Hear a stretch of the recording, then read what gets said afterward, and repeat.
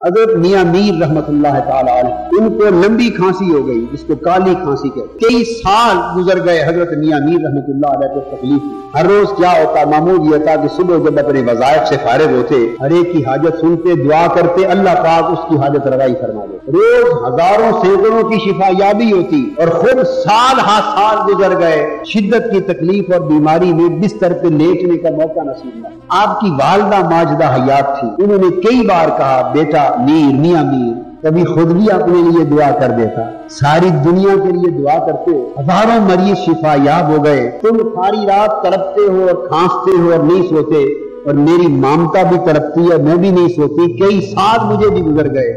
والدہ کی یہ خواہش سنتے میاں میر چپ ہو جاتے، کبھی دعا نہیں کی، خاموش ہو جاتے۔ ایک روز ماں نے کیا کیا، ماں نے بھی برقع پہن لیا اجنبی عورتوں والا۔ ایک دن سائلوں میں آ کے قطار میں والدہ بھی بیٹھ گئی، باری باری عورتیں بھی آئیں، مرد بھی آئے۔ جب ان کی باری آئی، برقع پہنا ہوا تھا، تھوڑی آواز کو بدلا اور کہا کہ حضرت میاں میر، میرے بیٹے کو کالی کھانسی ہے اور بڑی تکلیف میں ہے، آپ دعا کر دیں اللہ میرے بیٹے کو فوری شفا دے دے۔ آپ ایک بار چونک گئے، اس ضعیفہ کو دیکھا اور آپ دعا کے لیے ہاتھ اٹھا دی، دعا کی مولا اس عورت کے بیٹے کو شفا یاب کر۔ عورت دعا کروا کے چلی گئی آپ کی ماں۔ رات آئی، میاں میر انتظار میں بیٹھے ہیں، کھانسی آتی ہی نہیں ہے، کھانسی چلی گئی، ساری رات آرام سے سوئے۔ صبح ماں کے پاس گئے اور والدہ کے قدموں پہ گر پڑے، عرض کی امی جان معاف کر دینا، مگر آپ نے دعا کروا کر مجھ پر بڑا ظلم کیا۔ ماں نے پوچھا بیٹا کیا ظلم کیا؟